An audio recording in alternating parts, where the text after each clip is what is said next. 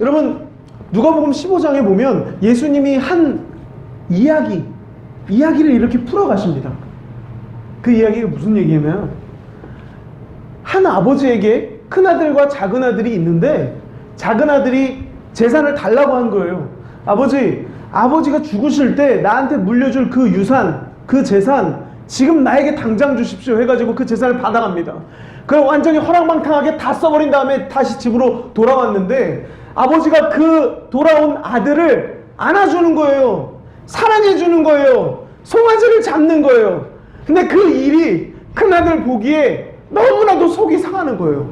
아니 저 배은망덕하고 부모 효도 모르고 부모도 모르는 저 자식을 돌아왔는데 어떻게 받아줘? 야, 저놈을 어떻게 받아주지? 아니 근데 받아주는 것도 내가 이해가 안 되는데 왜 다시 가락지를 끼워줬지? 왜 다시 신발을 신겨줬지? 왜 목욕을 시키고 새 옷을 입혔지? 왜 송아지를 잡았지? 이 큰 잔치는 도대체 뭐지? 저놈이 어떤 놈인데 왜 죄를 받아줘? 왜 죄를 위해서 잔치를 해? 왜 아버지는 저렇게 신났어? 왜 지금 모든 하인들은 다 신나서 잔치를 벌여? 이게 도저히 이해가 안 가는 거예요. 그래서 큰아들이 매우 화가 나서 아버지에게 이렇게 말했어요. 아버지께 대답하여 이르되 내가 여러 해 아버지를 섬겨 명을 어김이 없거늘 내게는 염소 새끼라도 주어 나와 벗으로 즐기게 하신 일이 없더니. 네, 여러분 여기서 보면 한글로는 그냥 내가 여러 해 아버지를 섬겨 어김이 없거늘 이렇게 하면서 시작하지만 실제로 헬라어로 보면 들으시오라는 말이 있어요.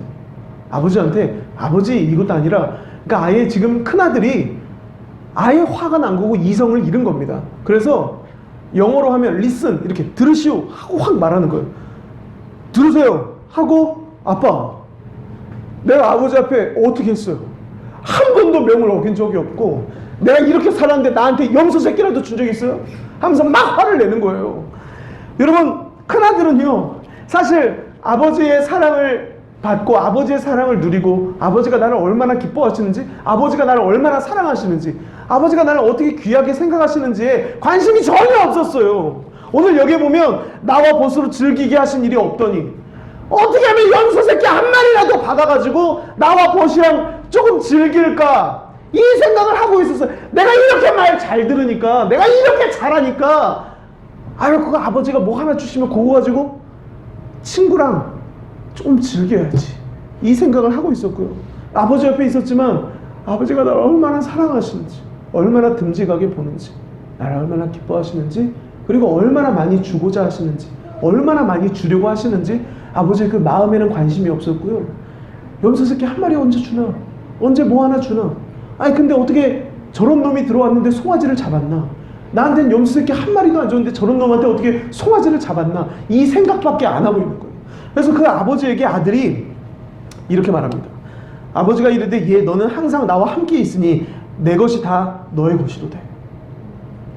너 염소 새끼를 혹시 잡아먹고 싶었니?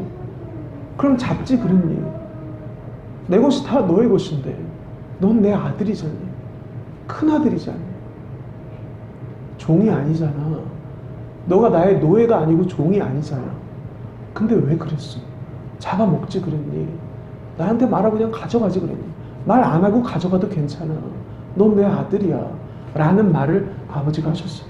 근데 여러분 여기서 예라고 보이세요? 아버지가 이르되 예가 헬라어로요 테크논이라는 단어를 써요. 이게 헬라어에는 아들이라는 표현을 쓸 때요 어린아이한테 쓰는 손이 많이 가고 늘 신경 써줘야 되고 늘 이 흘리면 닦아줘야 되는 어린아이한테는 테크논이라는 단어를 쓰고요 한 청소년기 이상으로부터는 후이오스라는 단어를 써요. 후이오스는 믿음직하고 듬직하고 든든한 성숙한 아들을 말할 때 후이오스, 그런 자녀는 후이오스, 청소년기를 넘기면 후이오스예요. 청소년기 이하 초등학생, 유치원생, 뭐 어린이집 다니는 아이 이런 아이들은요 테크논이에요. 철없는 어린아이야. 근데 여기서 이 얘가 테크논으로 써요. 아버지가 이 첫째 아들에게 말할 때 아이고 철없는 어린아이야 라는 표현을 써요. 네, 여러분 이게요 바리새인을 향한 말이에요. 바리새인을 상징하는 자가 바로 큰아들이고요. 죄인이었다가 예수님의 십자가의 보혈로 죄사함 받고 하나님의 자녀된 자들이 바로 둘째 아들을 상징합니다. 여러분, 첫째 아들은 하나님 아버지와 늘 같이 있어. 아버지와 늘 가깝게 있었어요. 바리새인들은요, 교회 늘 나가는 사람들이었어요. 회당에 늘 나가는 사람들이었고, 성경 늘 읽는 사람들이었어요. 기도 늘 3시간씩 하는 사람들이었어요. 금식하는 사람들이었어요. 헌금도 꼬박꼬박하고 구제헌금도 꼬박꼬박 했어요. 사람들 돕고 봉사하고 섬기는 것도 다 꼬박꼬박 하던 사람들이었어요. 바리새인들은 그런 사람들이었어요. 열심히 있는 사람들, 누구보다 교회 매일 나오는 사람들, 어렸을 때부터 모태신앙으로 교회 매일 나와서 예배 잘 드리는 사람들이 바리새인들이었어요. 근데 하나님의 마음은 몰랐어요. 하나님 무슨 마음을 갖고 계신지, 어떤 마음이신지, 나를 얼마나 사랑하시는지, 나에게 얼마나 많이 주고자 하시는지, 나를 얼마나 축복하기를 원하는지, 내가 얼마나 행복했으면 좋겠는지. 너 양새끼가 필요하니? 그럼 너 가져다가, 너 마음껏 가져다가 이거를 먹고 마시고 친구들과 즐거운 시간을 가지렴. 이런 하나님 아버지의 마음을 모르는 거예요. 여러분, 교회를 매일 나온다고 하나님과 친밀하냐? 아니요, 멀리 있을 수도 있어요. 교회 매일 나오고 모태신앙이고 나름대로 저는 새벽 예배도 다 나갑니다. 저는 헌금 생활도 똑바로 하고 저는 어디 가서 남한테 욕먹을 짓도 안 하고 믿는 자로서 온전하게 살고 있습니다 라고 말하는 사람들이 하나님과 마음이 멀 수 있다는 거예요. 바리새인이 그랬던 것처럼. 근데 여러분, 이처럼 기독교는 어떤 올바른 행위가 아니고 하나님을 올바로 아는 게 더 중요해요. 올바로 알고 하나님을 올바로 믿는 게 더 중요한 종교예요. 기독교는 어떻게 보면 종교는 아닙니다. 일반적으로 세상 종교는요, 올바른 행위를 따라갑니다. 더 올바른 행위.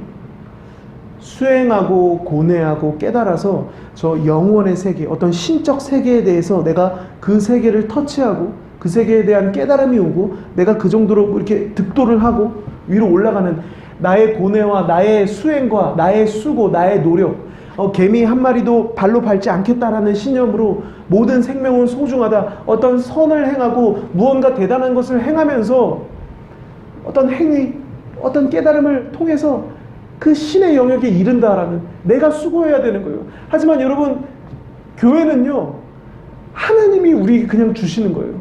알려주셔서 우리가 하나님을 알고 믿으면 올바른 행동이 따라오는 거예요. 이게 약간 어려울 수 있는데요, 기독교는 올바른 행위가 아니고 올바르게 하나님을 알고 올바르게 믿는 게 바로 기독교예요.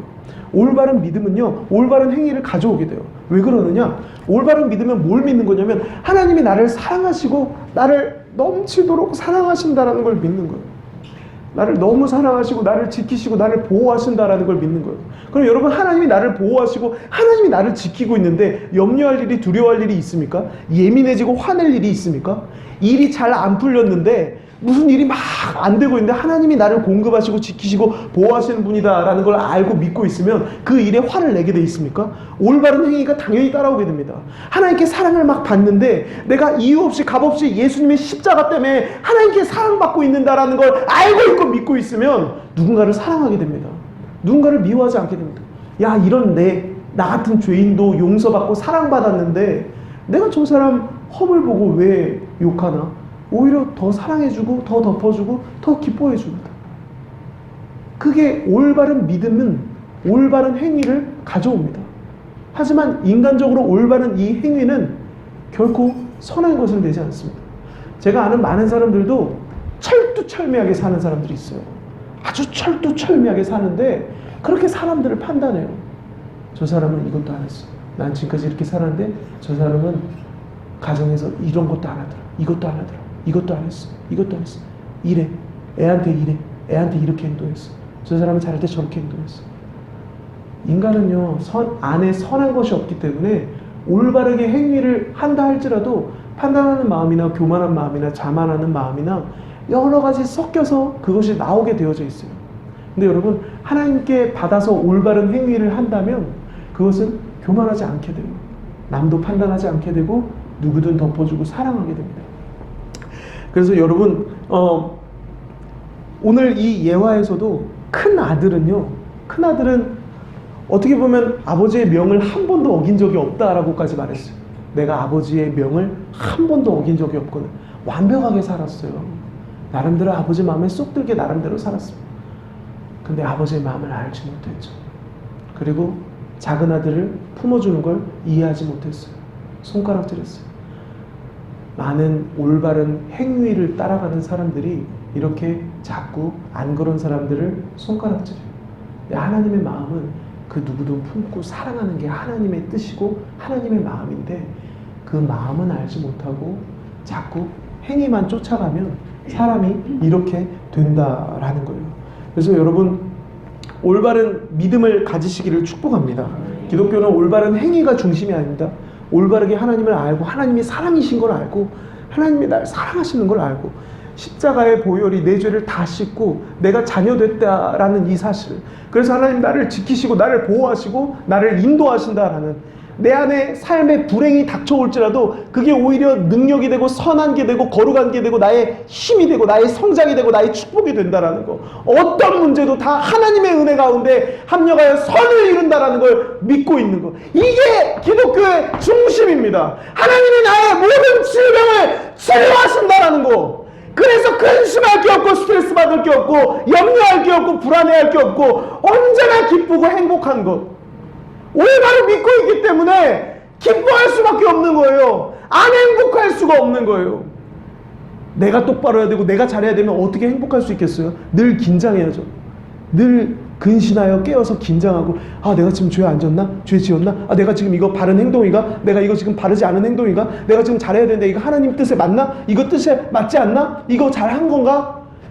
여러분 이게 어떻게 행복할 수 있어요? 하나님을 먼저 믿어야 돼요. 하나님 날 사랑하신다. 내가 미련해도 부족해도 오히려 미련하니까 날 더 사랑하시고 부족하니까 날 더 측은히 여기시고 날 더 안아주시고, 돌아온 탕자를 아버지가 더 안아주시고 송아지를 잡아주듯이 죄 짓고 연약하니까 하나님 날 더 사랑해 주시고 더 이상 죄 안 짓도록 좋고 선한 마음과 은혜를 계속 부어주시면서 나를 일으킨다라는 거, 이 하나님을 믿는 게요 기독교의 중심입니다. 올바른 믿음을 가지는 여러분 되시기를 축복합니다. 하나님이 그렇게 만들 줄로 믿습니다. 올바른 믿음은 나의 삶에도 이렇게 영향을 미쳐요. 내가 화낼 일이 없어져요. 예민해질 일이 없어져요. 왜냐? 하나님이 함께 하시는데 예민할 일이 없는 거예요. 하나님이 도우시는데, 하나님이 지키시는데, 하나님이 붙들고 계시는데, 하나님이 인도하시는데 예민해질 일이, 부정적인 생각을 하고 불안해할 일이 하나도 없는 거예요. 늘 기뻐할 일밖에 없는 거예요. 이렇게 나의 성격도 바꾸고 나의 행동도 바꾸지만은요, 나의 가정도 바꾸고 나의 자녀도 바꾸고 나의 건강도 바꾸고 경제적인 문제도 바꿔요. 올바른 믿음은 모든 것을 다 가져옵니다. 하나님이 나를 공급하시는 줄로 믿습니다. 하나님 나를 채우시는 줄로 믿습니다. 우리가 계속해서 주 안에서 번성하고 번영하며 형통하고 잘 될 줄로 믿습니다 하고 하나님을 믿고 있으면 실질적으로 하나님의 물질의 축복들이 그 사람의 삶에 들어갑니다. 근데 하나님이 나에게 이런 가난을 주셨어. 이것도 다 하나님 안에서의 어떤 길이고 깨달음이야. 이 가난을 나는 감사해. 하나님을 만약에 그렇게 알고 있다면 그 아는 그대로, 하나님을 그렇게 믿은 그대로 정말로 하나님이 주고자 하는 물질적인 축복을 받을 수가 없게 됩니다. 질병도 마찬가지입니다. 이 질병을 통해 나는 겸손해졌고 하나님을 더 알게 됐어. 하나님 이 질병 주심에 감사합니다 하면서 질병을 하나님이 주셨다고 생각하고 질병을 그냥 그걸 하나님이 주시는 분으로 생각하는 사람들이 있어요. 그럼 여러분, 질병을 하나님이 주셨다라고 생각한다면 이거 치료해달라고 구하지도 말아야 돼요. 하나님 이거 치료해주세요라는 구하는 기도를 하지 말아야 되고 병원도 가지 말아야 돼요. 만약에 질병을 하나님이 주신 거라면 병원을 왜 가요? 그거 하나님이 주신 건데, 그걸 통해 하나님이 말씀하시고 깨닫게 하시고 나를 낮추시고 나를 겸손하게 하신 거라고 만약 믿고 있다면 하나님 이거 고쳐주세요라는 말을 아예 하지 말아야 됩니다. 하나님 그냥 감사합니다. 질병도 감사합니다. 내가 암으로 이제 죽기 직전이고 내일 곧 죽을 것 같은데 그래도 감사합니다. 이게 하나님이 기뻐하시는 모습이 결코 아닙니다. 어떤 질병도 고치시고 나를 회복해 하시고 힘있게 하시고 나를 행복하기를 원하시는 분이 하나님이다라는 걸 올바로 알고 믿은 다음에 그 믿고 있으면 치유의 빛이 나의 삶을 덮고 역사하게 됩니다. 성경에도 의인의 기도는, 믿음의 기도는 간구하는 힘이, 역사하는 힘이 놀랍도록 강하다라고 말하고 있어요. 믿는 자, 주님이 치유하신다라는 걸 믿는 자의 그 기도와 하나님께 고백하는 것이 놀랍게 역사해서 몸을 다 치유해요. 그래서 여러분, 기독교는 언제나 믿음입니다. 내가 잘 믿고 있는가? 이 나의 질병, 내가 가지고 있는 고질적인 병, 내가 가지고 있는 고질적인 약함, 이걸 하나님이 치료하시고 나에게 온전한 건강으로 충만하게 하신다라는 걸 내가 지금 믿고 있는가, 안 믿고 있는가? 믿음의 영역이 기독교는 항상 중요한 줄로 믿습니다. 사람이 두려워하는 만큼, 염려하고 불안해하는 만큼 그 사람이 믿음이 없다라는 거예요. 사람이 스트레스를 받는 만큼, 사람이 예민해지고 화를 많이 내는 만큼, 그만큼 그 안에 믿음이 없다라는 거예요. 믿음이 없으면 초조해집니다. 불안해합니다. 스트레스를 받습니다. 예민해집니다. 화도 자꾸 냅니다. 믿음이 있으면 평안합니다. 자유롭습니다. 행복합니다. 여유가 있습니다. 여러분, 그래서 여러분을 이렇게 스스로를 볼 때, 내가 믿음이 얼만큼 있나, 나를 이렇게 측정해 볼 때, 내가 얼만큼 두려워하나, 내가 얼만큼 스트레스 받나, 내가 얼만큼 염려하는가, 내가 얼만큼 예민해지는가. 내가 만약에 항상 안 예민하다가 어떤 영역에서만 너무 예민하다면 그 부분에 믿음이 없는 거예요. 내가 이런 사람이랑 대화하고 이런 사람이랑 대화하고 이런 사람이랑 대화하는 건 괜찮은데, 이런 사람이랑은 못 대화하는 거는 그 사람에 대한 품는 마음이 아직은 없는 거예요. 그거 하나님이 주셔야 합니다. 하나님께 그렇게 구해야 합니다. 어떤 부분에 대한 마음과 믿음을 하나님이 주셔야 돼요. 여러분, 그 영역을 체크하시고 그 부분에 대해서 믿음을 받으시길 바라요. 하나님의 마음을 받으시길 바라요. 하나님의 사랑과 은혜를 받으시기를 축복합니다. 여러분이 어떤 영역에 대해서도 화내는 일이 없어질 것입니다. 하나님이 그만큼 은혜를 주시고 믿음을 주실 겁니다. 여러분이 예민해지는 일이 없을 겁니다. 여러분이 두려워하는 일들이 어떤 영역에서도 일어나지 않을 겁니다. 많은 부모들은 자녀의 영역에서는 막 예민해집니다. 내 자녀의 영역에서는 화도 많이 나고 예민해지고 막 스트레스 받고 신경을 많이 씁니다. 그만큼 그 영역에 믿음이 없다라는 거예요. 내 자녀를 하나님이 지키시고 기르신다라는 믿음이 없는 거예요. 의인의 자녀는 구원을 받고 언제나 건지심을 받고 언제나 하나님이 지키시고 보호하신다라는 시편의 말씀처럼 하나님이 내 자녀를 지키시고 보호하시고 인도하신다라는 걸 믿어야 돼요. 많은 부모님들이 이런 생각을 해요. 제가 이게 다 잘못됐다는 거 아닌데 내 아들 좋은 초등학교 보내야지. 저희 아들도 이제 곧 초등학교에 들어갑니다.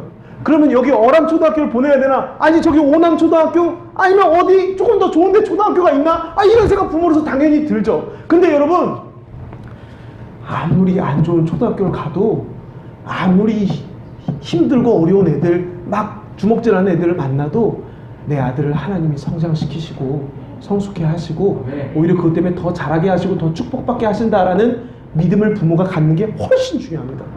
야, 내가 이사를 가야 되나? 여기 학군이 여기가 더 좋은데 여기로 이사를 가야겠다. 여기로 가봐야겠다. 아니요. 여러분, 그런 부모의 노력이, 수고가 그 자녀를 결코 성장하거나 지켜주거나 온전히 보호해주지 못합니다. 분명히 구멍이 생기고 그 믿음이 없는 그 영역에서 분명히 당하게 돼 있습니다. 내 아들이 문제가 일으킨다든지 누구에게 뭘 빼앗긴다든지 별의별 일들이 일어나게 되어져 있어요. 하나님을 믿는 게 가장 먼저입니다. 하나님이 내 자녀 지키신다. 저 시골 산골의 학교를 가도 내 자녀 위대하게, 대통령보다 더 위대하게 하나님이 높이시고 하나님이 존귀케 하시고 하나님이 기르시고 축복하신다. 이걸 믿고 있는 것이 훨씬 더 중요합니다. 마가복음에 이런 말씀이 있습니다. 내가 너희에게 말하노니 무엇이든지 기도하고 구하는 것은 받은 줄로 믿으라. 그리하면 너에게 그대로 되리라. 아멘. 여러분, 기도하고 구했으면요 이미 받은 줄로 믿으라 라고 말하고 있어요. 한마디로요, 하나님 나에게 이 컵을 주세요. 하늘에서 이 컵을 주세요. 이렇게 했어요. 그럼 아직 컵은 안 왔죠? 근데 이 컵이 있는 것처럼 믿는 거예요. 제가 차가 있거든요. 자동차 차가 있어요. 투 뭐라고 해갖고 그 차가 있는데 여러분 그 차가 이미 저에게 있잖아요. 그쵸? 근데 그거를 하나님 어서 주세요, 어서 주세요 이럴 일이 없겠죠? 이미 있으니까. 그러니까 여러분이 앞으로 구할 것에 대해서 그렇게 이미 있는 것처럼 생각하라라고 오늘 성경은 말하고 있는 거예요. 무엇이든지 기도하고 구하는 것은 이미 받은 줄로, 이미 너의 옆에 있는 줄로, 네 소유로 이미 있는 줄로 믿으라. 만약에 내가 하나님께 건강을 구한다면 하나님 나에게 건강을 주세요. 젊은 날에 제가 30대 때 20대 때는 그렇게 날아다녔는데 체력도 좋았는데 힘이 있었는데 지금은 왜 이렇게 몸이 이렇게 망가졌는지 모르겠어요. 건강을 주세요 했으면은요, 기도하고 구하는 것은 받은 줄로 믿어요. 이미 나에게 건강을 하나님이 완벽하게 주셨다라고 믿는 것이 성경적입니다. 하나님, 나는 지금 이미 20대의 건강을 받았습니다. 가지고 있습니다. 난 20대의 건강으로 건강합니다 라고 믿고 있으면 그리하면 너희에게 그대로 되리라. 이런 말씀은 이거 예수님이 직접 하신 말씀인데요. 마가복음 말씀을 가져왔지만 마태, 마가, 누가, 요한에 다 나와 있고 특히 야고보서에도 나와 있어요. 의심하는 자는 마치 바다 물결에 흔들리는 자와 같으니 무엇이든 주께 얻을 줄로 생각치 말라. 받은 줄 믿어야 된다라고 말하고 있어요. 여러분, 만약 건강을 구하셨다면 이미 하나님 주신 걸로 믿고 있으셔야 돼요. 아직 오지 않았어도, 아직 통증이 느껴지고, 내가 방금 기도했는데 왜 더 아프냐? 아우. 아니요. 아니, 난 건강해. 그 믿음이 치유를 끌어당겨서 놀랍도록 온몸을 건강하게 해요. 현실을 바라보는 게 아니라 믿음으로 구한 걸 생각하는 거예요. 그래서 여러분, 만약에 여러분에게 막 값비싼 좋은 기타가 필요해요. 그러면 하나님, 나에게 기타를 주세요. 그리고 받은 줄로 믿어야 돼요. 나 값비싼 기타 얻었다. 나 이거 얻었다. 얻은 사람처럼 행동하고 얻은 사람으로 생각하면서 사세요. 그럼 어느 날 기타가 와 있어요, 집에. 이렇게 되는 것이 믿는 자의 삶이에요. 여러분, 이게 참 되게 웃긴 말이죠. 근데 성경은 그렇게 말하고 있어요. 이미 받은 것으로 믿으라. 필요한 물질이 중요해요. 사람이 사는 데는 이 돈이라는 게, 물질이라는 게 상당히 중요합니다. 통장 잔고가 넉넉하면 사람이 이렇게 평안하고 여유롭잖아요. 근데 통장 잔고가 막 마이너스 이제 막 돼갈 것 같고 그러면은 어떻게 돼요? 사람이 막 예민해지고 근심하게 되고, 그냥 작은 일에도 이렇게 사람이 스트레스를 받고 예민해지게 돼 있어요. 여러분, 그런 부분들도요, 하나님 나의 통장 잔고가 그렇게 마이너스가 되지 않게 하시고 좀 하나님 필요한 물질을 공급해 주세요. 우리가 여유롭게 평안하게 온 가족이 행복하게 살 수 있는 필요한 물질을 주세요. 하나님이 입히시고 먹이시고 하나님이 다 돌보신다고 하셨는데 말씀처럼 주님이 다 주세요 라고 하나님께 구하고 받은 줄로 믿으세요. 야, 우리 오늘 소고기 사 먹자 하고 사 드세요. 그러면 그 받은 줄로 믿고 그렇게 여러분이 행동하시면 그대로 돼 있습니다. 그렇게 하나님의 공급이 그 믿음을 따라 역사한다라는 거예요. 그래서 여러분, 그렇게 믿음으로 하나님 안에 수많은 은혜와 하나님의 사랑과 축복을 누리시기를 바랍니다. 하나님의 사랑도 마찬가지예요. 하나님이 나를 사랑하신다, 하나님 나를 기뻐하신다. 여러분, 이것도 믿어야지 내가 막 살아나고 힘이 있어지는 거지. 나를 사랑하실까? 내가 이렇게 죄 지었는데 아닌 것 같은데. 이거 안 믿으면 사람 절대 안 변합니다. 목사님, 저는 좀 좋은 성품 가지고 싶어요. 저 좀 좋은 사람 되고 싶어요. 저 좀 이런 나쁜 습관 끊어버리고 싶어요. 저 되게 성장하고 싶어요. 성숙하고 싶어요. 라고 말하는 사람들이 많을 거예요. 근데 여러분, 가장 빠른 길은 나를 사랑하신다는 걸 빨리 믿는 거예요. 그럼 빨리 성장합니다. 하나님이 나를 사랑하신다. 이렇게 미련하니까 더 사랑하신다. 이렇게 부족하니까 더 사랑하신다. 나를 끝까지 사랑하시고 그 마음이 변치 않으신다. 내가 아무리 부족해도 끝까지 나를 붙잡고 계시고 지키시고 나를 사랑하신다라는 걸 믿으면요, 여러분이 놀랍도록 성숙하게 되고 성장하게 되고 여러분들 안에 있는 나쁜 습관들이 다 두두두두 하고 다 떨어져 나가게 됩니다. 내가 이 나쁜 습관 끊어야지 절대 안 끊어집니다. 내가 이 성격을 좀 개조해야지. 내가 너무 이런 집착하는 성격 이거 좀 버려야지. 내가 좀 이제는 이렇게 살아야지. 내가 좀 이렇게 좀 성숙한 마음 가져야지. 내가 이런 마음 가져야지. 내가 이런 생각 좀 해야지. 이게 노력으로 되는 게 아닙니다, 사람이. 여러분, 하나님의 사랑을 믿을 때 사람이 저절로 성숙해지고요. 놀랍도록 변화돼요. 그래서 하나님의 사랑을 믿으시기를 바랍니다. 하나님이 늘 우리와 가깝고 함께 하시고 좋으신 하나님인데도 그 선하심을 많은 사람들이 체험하지 못하는 건 안 믿기 때문이에요. 우리 방금 찬양했어요. 큰 길을 만드시는 분, 큰 기적을 행하시는 분, 그는 나의 하나님, 어둠을 밝히시는 빛, 그는 나의 하나님, 이렇게 말했어요. 제가 아까도 말씀드렸죠. 많은 사람들이 믿지 않습니다. 하나님이 큰 길을 만드신다라고, 큰 기적을 행하신다라고, 내 삶에 일하신다라는 것을요, 사람들이 안 믿습니다. 어쩌다가 한번 기도 들어주시고, 어쩌다가 한번 나에게 은혜 주시고, 늘 잠잠히 계시는 분, 계시긴 계시는데 늘 가만히 계시는 분, 어쩌다가 아주 급할 때, 아주 죽겠을 때 한 번 다가오셔서 내 삶에 이렇게 좀 만져주시고 가시는 분, 그렇게 하나님이 조금 어쩌다 조금 일하는 분으로 하나님을 많은 사람들이 생각하고 있습니다. 여러분, 그렇게 믿고 있으면 그 사람에게 그 믿음만큼 주님이 역사하실 수가 있는데, 하나님 얼마나 역사하실 수 있겠습니까? 그래서 예수님은 네가 믿느냐, 네가 믿느냐, 네가 믿느냐, 이 믿음만 물어봤습니다. 네가 믿느냐? 네 믿음이 너를 구원했다. 네 믿음 때문에 네가 구원받은 거야. 네가 잘해서도 아니고 내가 선해서도 아니고, 네가 믿었기 때문에 내가 너를 치료할 수 있었고, 네가 믿었기 때문에 내가 너를 살릴 수 있었고, 네가 믿었기 때문에 내가 너를 건질 수 있었어. 네 믿음이 너를 구원했어 라고 예수님은 늘 말씀해 주셨어요. 내가 선해서도 아니고 너가 잘해서도 아니야. 네가 믿었기 때문이야. 이 말씀을 예수님 늘 하셨습니다. 우리도 믿어야 됩니다. 하나님이 얼마나 신실하게 일하시는지. 내 삶에 여러분이 어떤 문제가 터졌을 때 그게 터지기 전에도 하나님이 알고 계시고 그에 대해서 막 일하고 계세요. 신실하게 일하고 계세요. 나에게 나쁜 소식이 들려오기도 전에도, 내 귓가에 들려오기도 전에도 하나님이 알고 미리 가서 일하고 계시고 막 그걸 선으로 바꾸고 계세요. 그렇게 하나님이 언제나 신실하셔요.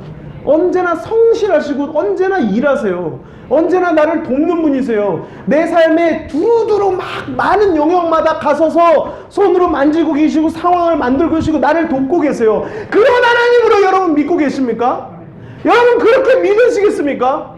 내 삶은 여전히 고단하고 여전히 고달픈데 이런데 무슨 하나님이 돕습니까? 전 여전히 힘든데요. 여전히 한 주가 되면 힘든데, 여전히 한 주가 시작되면 난 또 고생하러 가는데. 여러분, 이렇게 환경을 바라보고 상황을 바라보면서 하나님을 다 작게 봐요. 그렇게 하지 않으시기를 축복해요. 하나님이 언제나 이기고 계시고 승리하고 계시고 일하고 계시고 우리에게 좋은 것을 주시는 분인 줄로 믿습니다. 그렇게 믿음 안에 우리가 살면 하나님이 역사하심을 많이 보게 됩니다. 하나님이 우리 가정에 많은 일을 행하십니다. 나의 이 직업에, 나의 이 직장에 하나님이 많은 일을 행하십니다. 하나님이 역사하십니다. 이렇게 믿고 있으면 우리는 하나님의 역사하심을 계속 더 보게 돼요. 그 믿음 때문에 더 많이 보게 돼요. 이야, 이렇게까지 일하시는구나. 이야, 이렇게까지 하나님이 도우시는구나. 이야, 이렇게까지 하나님이 상황을 바꾸시는구나. 이렇게까지 큰 길을 여시는구나. 이야, 하나님 좋으신 분이구나. 이렇게 우리는 믿음으로 말미암아 그 역사를 보게 됩니다. 여러분, 앞으로 많이 보게 될 줄로 믿습니다. 요한 3서에 보면 이런 말씀이 있습니다. 사랑하는 자여, 내 영혼이 잘됨 같이 내가 범사에 잘되고 강건하기를 내가 간구하노라. 이 성경 구절 모르는 사람이 없을 겁니다. 기독교에 되게 유명한 성경 구절입니다. 요한이라는 사도가 예수님의 제자 중에 가장 으뜸 가는 한 제자가 노년에 쓴 편지예요. 아주 노년에 한 사람에게 편지를 써서 그 편지 첫 구절이 사랑하는 자여, 너의 영혼이 잘됨 같이 범사에 잘되고 강건하기를 내가 간구하노라. 하나님의 마음을, 예수님의 마음을 깊이 알고 나이도 많이 늙었고 귀한 하나님의 사람이 사람을 위해 기도할 때 이렇게 기도했다라는 거예요. 범사에 잘되고는 삶의 모든 영역이 잘 된다라는 말이에요. 형통하고 번성하고 번영하고 건강하고 힘있고 모든 영역이 다 복이 있는 그런 상태를 여기서는 표현하고 있어요. 범사에 다 잘 되고 강건하게 건강하기를 내가 간구한다라고 말하고 있어요. 물질적인 풍요로움과 번성함, 번영함을 위해서 기도하는 건 결코 잘못된 기도가 아닙니다. 예수님의 으뜸 가는 제자였던 사도 요한도 그걸 놓고 기도했어요. 나에게 건강을 달라고 기도하는 건, 누군가에게 건강을 달라고 기도하는 건 잘못된 기도가 아닙니다. 사도 요한도 그렇게 기도했어요. 여러분, 여러분들도 누군가 어떤 집사님을 위해, 어떤 누군가를 위해 기도할 때 하나님, 그가 하나님 안에서 건강하고 그가 부유하고 그가 형통하고 그가 복이 있게 해주세요 라고 기도하는 게 성경적이에요. 하나님 뜻에 맞는 기도예요. 하나님, 영적인 축복만 주세요. 영적인 축복. 땅에서는 거지같이 살아도 되는데 영적인 축복, 하나님을 아는 영적인 축복만 주세요. 이게 제일 좋은 기도다라고 많은 사람들이 알고 있지만 그렇지 않아요. 사도 바울도 그렇게만 기도하지 않았고요. 사도 요한도 그렇게만 기도하지 않았어요. 물론 하나님을 아는 게 첫 번째는 맞아요. 하나님을 아는 게 첫 번째예요. 두 번째는 이 땅에서 하나님이 주시고자 하는 기업과 축복과 은혜를 누리면서 그걸 나누어주고 뿌리는 게, 세상을 그렇게 바꾸고 사람들을 일으키고 살리는 게 그게 두 번째예요. 그래서 번성하게 되고 건강하게 되는 걸 여러분 꼭 기도하시기를 바라요. 남을 위해 그렇게 기도해 주시고 여러분들도 그걸 기도하는 걸 부끄러워하지 마세요. 하나님, 내가 세속적인 사람이라 이렇게 물질 구합니다. 돈이나 구하고 앉아 있습니다. 사람은 인간적으로 그렇게 생각할지 모르지만 하나님 입장에서 그래, 난 너를 더 많이 주고 싶단다. 네가 더 부유해지길 원한단다. 여러분에게 만약에 하나님이 막 하늘에서 확 떨어뜨려 주셔서 100억이 확 떨어졌다고 생각해 보세요.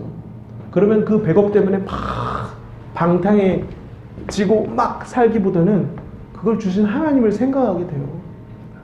야, 하나님 이렇게 나를 도와주시는구나. 이렇게 나를 챙겨주시고 나를 공급해 주시는구나. 하나님 진짜 살아계시구나. 하나님 진짜 일하시는구나. 하나님 나를 도우시고 나를 아시는구나. 하나님에 대한 믿음과 확신이 생기고 하나님께 감사하는 마음이 생기고 하나님을 기뻐하는 마음이 생깁니다. 하나님이 그렇게 하시기를 원하세요. 인간들에게 많이 주고 그들이 행복하고 그들이 하나님께 영광 돌리고 감사하면서 또 많은 사람들에게 나누어 주면서 살게끔 하는 것이 하나님의 그림이고 하나님의 방법입니다. 그러니까 여러분들이 하나님께 막 영광 돌리려면 엄청나게 받아야 됩니다. 엄청나게 받아야 됩니다. 계속 받으세요. 하나님 이것도 주시고 이것도 필요합니다. 이것도 주시고 이것도 허락해 주세요. 이것도 주세요. 저 이것도 필요한 것 같아요. 이 부분도 주세요.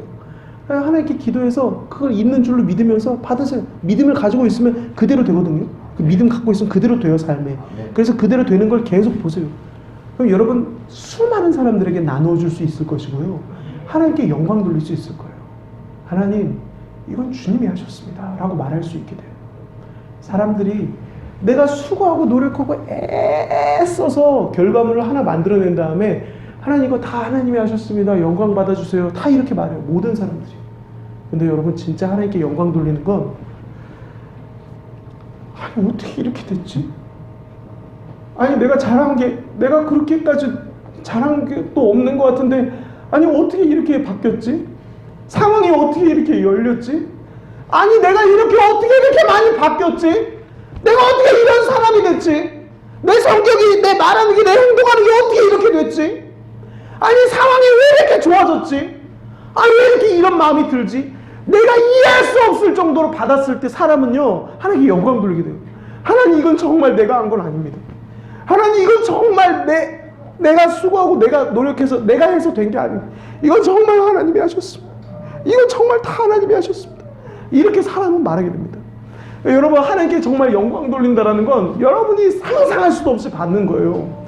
여러분 생각지도 못했던 일들이 이루어질 때 사람은 하나님께 영광 돌립니다.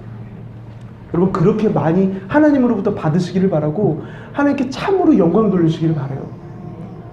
내 자녀에 대해서 많이 신경 써주지도 못했는데 하나님이 은총을 주시고 하나님을 알게 하시고 믿음을 불어넣어 주시고 잘 길러주셨을 때 야 이건 정말 하나님이 기르셨습니다.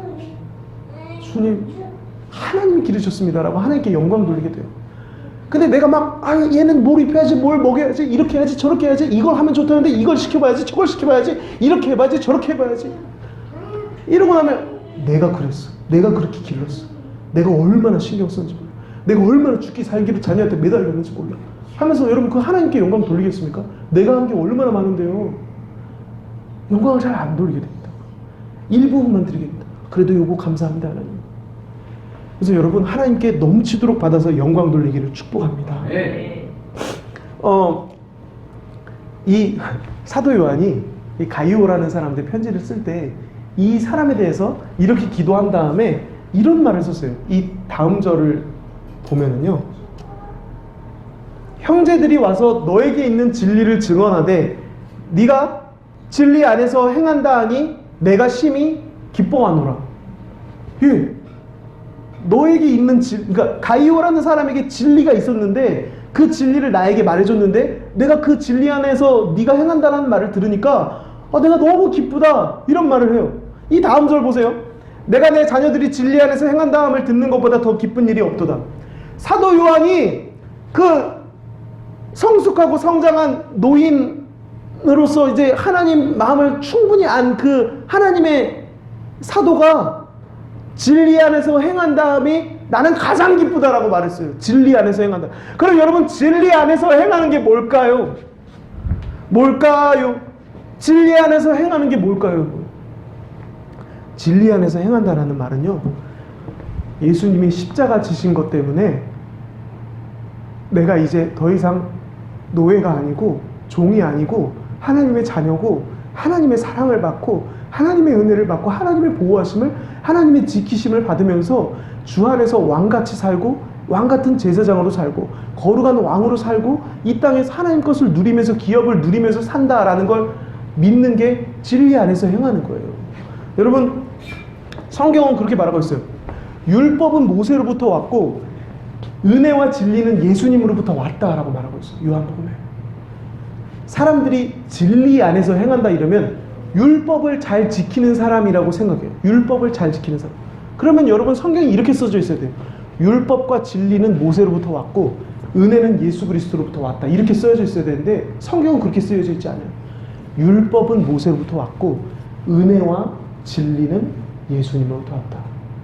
그리고 예수님 이런 말씀하셨죠. 진리를 알지니 진리가 너희를 자유케 하리라. 여기서 말하는 이 은혜 옆에 붙어있는 이 진리는요, 우리를 자유케 한다라는 이 진리는 결코 이 율법을 행하고 똑바로 살고 바르게 살고 선을 행하며 살고 이런 내용이 아닙니다. 예수님 십자가 지신 것 때문에 내 죄가 다 속량함을 받아서 하나님 자녀가 되고 하나님 앞에 의롭다함을 얻어서 하나님과 화목하게 되고 그 안에서 내가 완전히 자유로워지고 그 안에서 내가 그걸 믿고 행복하고 기쁘고 자유롭고 평안하게 사는 것이 진리 안에서 행한다라는 말이에요. 실제로 사도 바울이 베드로가 외식함을 보고 그에게 이렇게 화를 낸 적이 있어요. 갈라디아에서 이런 말씀이 있어요. 그러므로 나는 그들이 복음의 진리를 따라 바르게 행하지 아니함을 보고, 베드로가 복음의 진리를 따라 바르게 행하지 않았다라고 말하고 있어요. 베드로가 이방인들과 이렇게 합석해서 먹고 여러 가지로 유대인들이 볼 때에 흠잡힐 수 있을 만한 행동들을 했거든요. 근데 이제 유대인들이 들어온다 그래서 그 행동을 바꿔가지고 그들 앞에서 그들 보기에 신실하고 그들 보기에 좋은 행동들로 자기 행동을 바꿨어요. 그 모습을 보고 바울이 화가 나서 베드로에게 복음의 진리를 따라 바르게 행하지 아니함을 보고, 합석해서 먹던 뭘 먹던 어떤 걸 먹던 이런 게 중요하지 않는 거 아니냐, 예수님 십자가가 중요한 거 아니냐, 예수님 십자가 믿으면 그것으로 온전히 깨끗한 거, 이게 제일 중요한 거 아니냐, 왜 누구랑 먹었는지 무슨 음식을 먹었는지 왜 이거에 눈치 보고 이거에 따라 행동하지 않느냐 해서 이 16절에 보면 그런 말씀이 있어요. 이 믿음으로 의롭게 되는 줄 우리가 알거니와 라는 말을 사도 바울이 베드로에게 했던 말을 그대로 막 써놔요. 갈라디아서 2장에 오직 믿음으로 의롭게 된다. 어떤 너의 행위로가 아니라 믿음으로 의롭게 된다라고 말해요. 이처럼 여러분 기독교는요 항상 믿음을 강조합니다. 진리 안에서 행한다라는 거 하나님을 온전히 알고 온전히 믿고 그 믿음으로 행한다가 바로 진리 안에서 행한다라는 말의 의미입니다. 이 시간 여러분들이 믿으시기를 축복합니다. 믿음의 눈이 열리기를 바랍니다. 하나님이 나에게 작게 일하시는 분 이런 식으로 생각하고 있다가 하나님이 나를 사랑하신다. 나에게 크게 일하신다. 나에게 더 많이 일하신다. 그분이 쉬지 않다. 내가 생각하는 것보다 수백 수천 배로 주님이 일하고 계시고 나를 돕고 계신다. 내가 생각하는 것보다 훨씬 더 좋은 필요한 먹을 것과 입을 것과 잘 것과 자동차와 필요한 것들을 나에게 공급하신다. 내 생각보다 훨씬 더 많이 주님이 공급하신다. 내 생각보다 훨씬 더 많이 내 자녀를 기르신다. 내 생각보다 훨씬 더 많이 우리 가정을 화목하게 하시고 역사하시고 일하신다 라는 것을 믿기를 바랍니다. 그 믿음 때문에 여러분 그 가정이 자녀가 삶이 바뀔 줄로 믿습니다.